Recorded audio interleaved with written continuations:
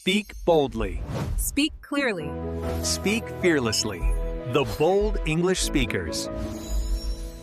So I was thinking about the project timeline. I believe we can optimize the workflow significantly. That's a great point. I agree, especially if we focus on the initial design phase. Yeah. I genuinely think this approach will optimize our workflow significantly. I agree completely. It's exactly what we needed to improve efficiency. Perfect. Good morning. Thank you for meeting with me today. I would like us to focus on how to speak formal English in professional and business settings. Good morning. You're welcome. That is a very important topic, especially in workplaces where communication needs to be clear and respectful. I agree. Sometimes I notice that my speech becomes too casual when I am speaking with colleagues. That is very common. Many people naturally switch to informal language unless they consciously practice formal expressions. Could you explain what makes English formal in a professional environment? Formal English usually includes polite phrasing, complete sentences, and respectful tone, avoiding slang and overly casual expressions. I see. So instead of short or direct commands, we should soften our language. Exactly. For example, instead of saying, "Send me the file," you can say, "Could you please send me the file when you have a moment?" That sounds much more professional and respectful. Yes, adding phrases like, "Could you please?" or "Would you mind?" makes a big difference in tone. I also want to improve how I greet people in formal situations. In formal settings, simple greetings like "good morning" or "good afternoon" are appropriate and widely used. Should I always include a greeting even in quick conversations? Yes, even brief greetings help establish politeness and professionalism before addressing the main topic. That makes sense. What about introducing myself in a business meeting? You can say, "Allow me to introduce myself. My name is," followed by your role or purpose. That sounds structured and respectful.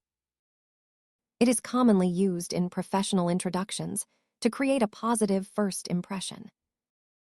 How should I ask for information in a formal way?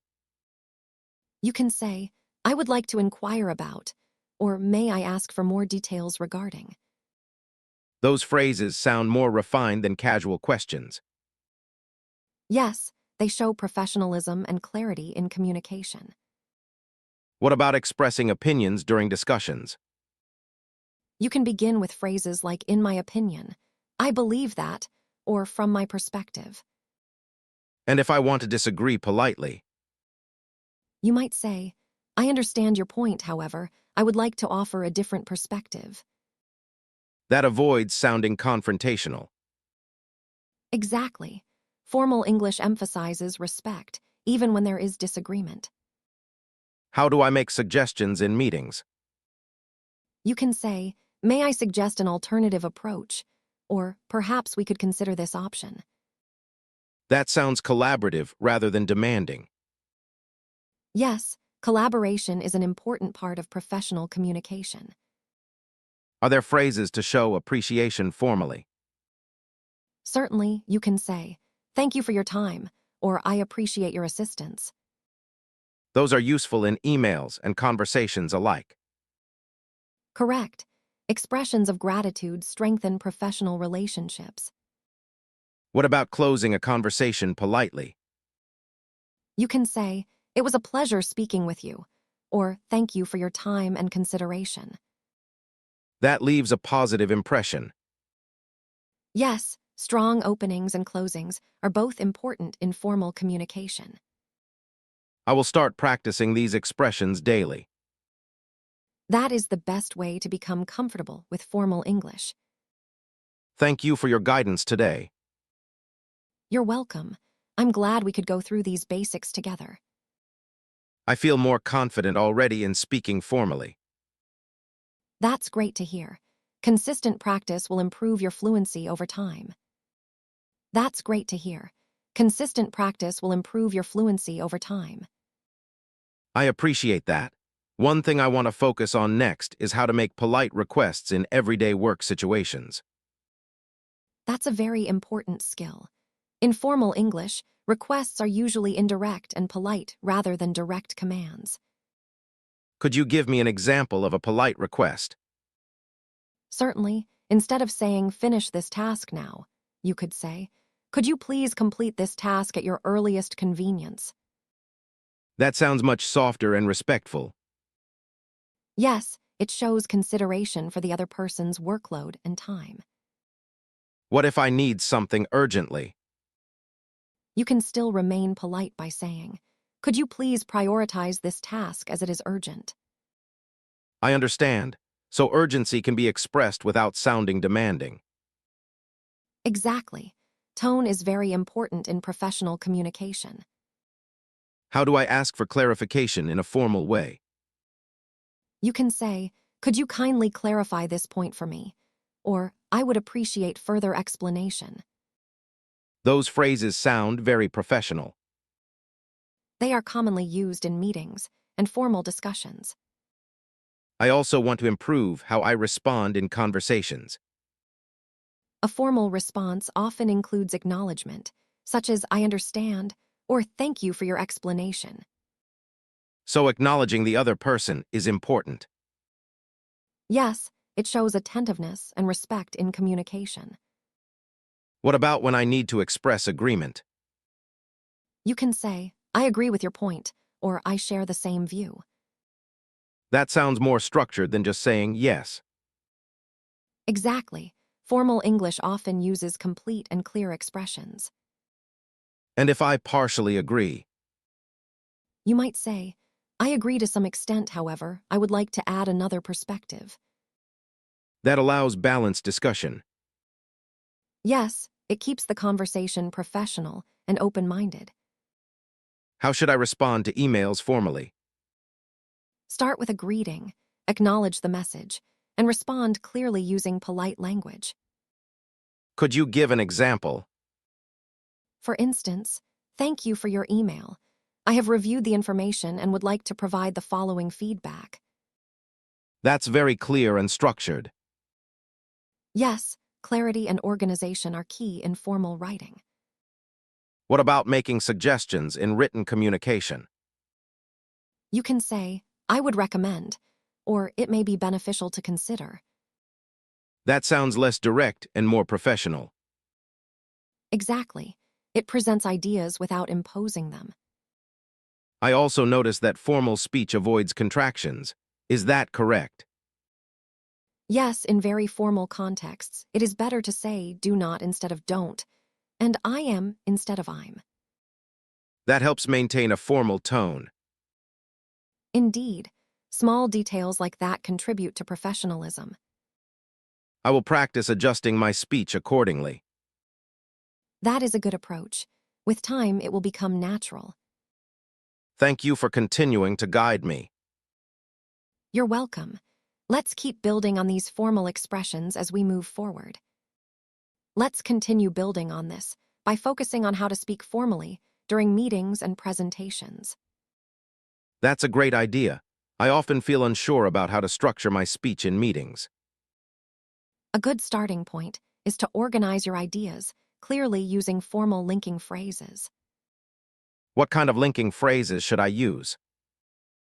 You can use expressions like firstly, in addition, furthermore, and finally to guide your audience through your points. That makes my speech easier to follow. Exactly. It shows clarity and professionalism in your communication. How should I begin speaking in a formal meeting? You can start with phrases like, thank you for the opportunity to speak, or I would like to begin by. That sounds very respectful. Yes, it sets a professional tone from the beginning. What if I need to present an idea? You can say, I would like to present an idea regarding, or allow me to outline a proposal. That sounds structured and clear. It also helps your audience understand the purpose of your speech quickly. How do I emphasize an important point? You can use phrases such as, it is important to note that, or I would like to emphasize that. That helps highlight key information. Exactly. Emphasis phrases guide attention to critical points. What about asking questions during a meeting? You can say, "May I ask a question?" Or "Could you please clarify this point?" That sounds polite and appropriate. Yes, asking questions formally shows engagement and respect. How should I respond when someone asks me a question? You can begin with, "Thank you for your question," followed by your answer. That sounds professional and courteous. It acknowledges the other person before responding. What if I need time to think before answering? You can say, "That is an interesting question. Let me take a moment to consider my response." That gives me time without sounding unprepared.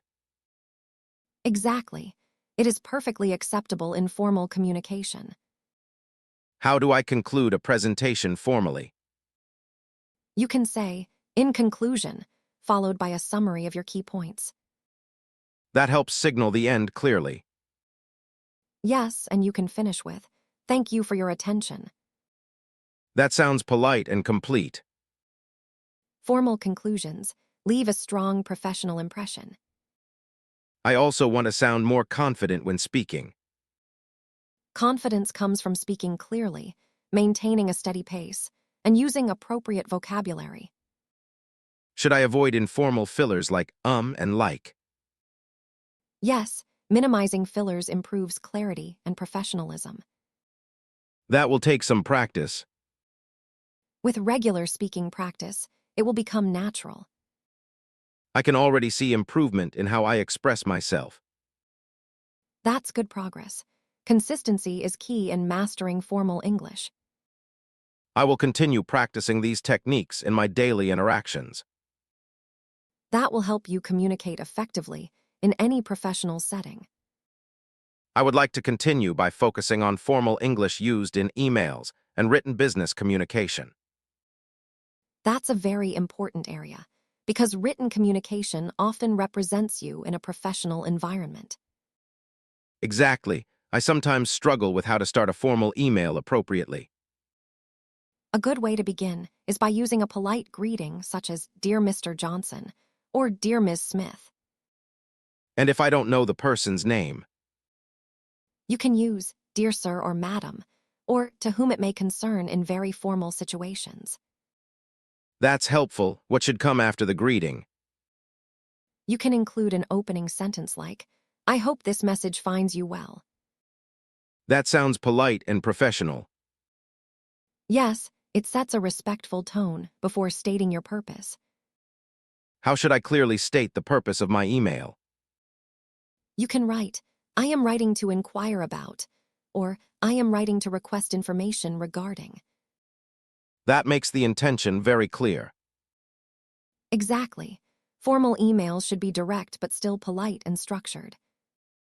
What about giving details in the email body? You should present information in short, clear paragraphs, avoiding unnecessary informal language. Should I avoid contractions in formal writing? Yes, it is better to write "do not" instead of "don't," and "I am" instead of "I'm."